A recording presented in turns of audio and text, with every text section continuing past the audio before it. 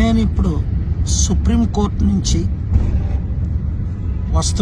వస్తుండగా ప్రవీణ్ పగడాల అనే పాస్టర్ గారిని విజయవాడ నుంచి వెళ్తుండగా రాజమండ్రి ఆ దారిలో ఈరోజు ఉదయం 3:30 గంటలకు చంపేసి యాక్సిడెంట్గా చిత్రీకరిస్తున్నారని కొంతమంది దైవజనులు నాకు వీడియోలు పంపించి రిక్వెస్ట్ చేశారు. ఇది ఇమీడియట్గా ఇన్వెస్టిగేట్ చేయమని.